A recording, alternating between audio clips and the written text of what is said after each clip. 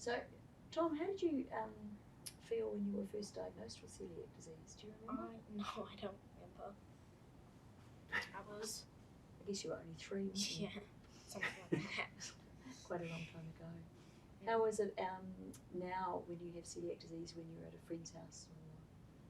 Generally it's fine. Most of my friends' parents know that I have celiac disease, and generally I just don't eat any food at my friends' house. Hopefully you eat some food. Yeah, I eat something. Just not any gluten food or anything. How about going on school camps? Because that could sometimes be a challenge, huh? Yeah, usually they take notice some of the gluten-free food is fine. Other takes very processed meat. So it doesn't taste very good. Is that what you're saying? Some of the gluten-free food? Some of the gluten-free food. Some of it tastes nice. How about with sleepovers? You go to one of your mates' place for a sleepover. It's usually fine. Usually, I usually know them long enough when I go for a sleepover, and they'll prepare and get some.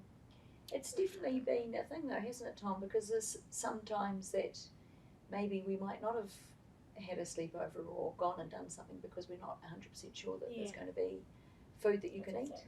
Yeah. Mm-hmm. And on the school camps they tend to go along, the first few anyway, just to make sure that all the food was safe from cross-contamination.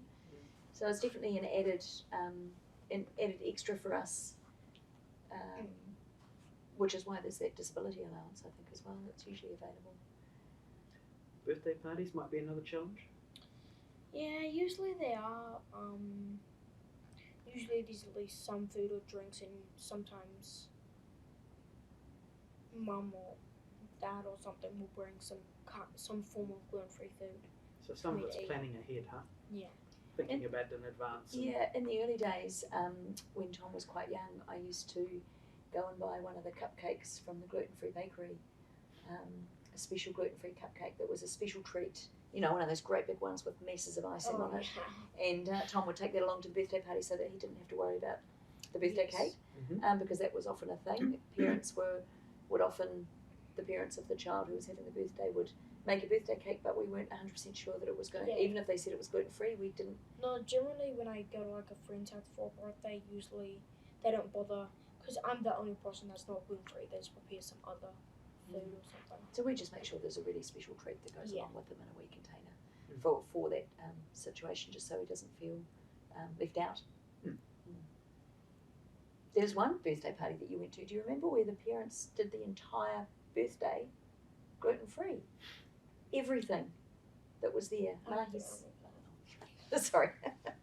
One thing I hear about sometimes is well-meaning grandparents that bring along some food that they think might be gluten-free, but it isn't really, because they haven't quite understood things properly. No, it's been pretty good. Usually when Graham comes around and brings some food, it's usually just the same brand, and what we all know is gluten-free. We've had it before. Right. Yeah. But there is definitely that aspect of it is helping the wider family to understand what it means. We're very lucky with my mother. She now has 2 grandchildren who are celiac, and a sister who's celiac, and a daughter who's celiac. So she's not celiac herself, but she's very good at understanding what the requirements are. And Gran, as you said, always brings down gluten-free goodies. The pre-packaged gluten-free, made by a gluten-free manufacturer. Like Pavilion or something. How about going out to a restaurant or going out for a birthday dinner to celebrate something? Usually it's pretty good. Usually we decide we are going to go to a definitely gluten-free restaurant, or just a restaurant we know is pretty good. We haven't been there before, but it's being recommended by one of Mum's celiac friends. And usually it's pretty good. Most restaurants are very careful, and if I'm not able to have it, I just have something else. It can be quite depressing sometimes, can't it? Yeah, when you see something on the menu and it says gluten-free, and then you ask the question of the restaurant, and they say, oh no, actually it's been cooked in the same fryer Yeah. as Mhm. something that's got gluten in it, and I say, I'm Yeah. sorry, Tom, but you're not going to be able to have that. Oh. So it can be quite depressing. Which is why I'm annoyed at going to some places, like we're going to get some fries and then it's like, oh, it's cooked in the same fryer. Mhm. But what we do is identify. We've got a set of restaurants and cafes in Christchurch that we have identified that we've been to numerous times that have not made either of us sick, and therefore we know that we can Like, go there. But we still ask every time, don't we, Tom? Yeah, most times usually we go to like Riverside or something because they have good food. They have Harbour Gourmet and they have Chef Frozen. They got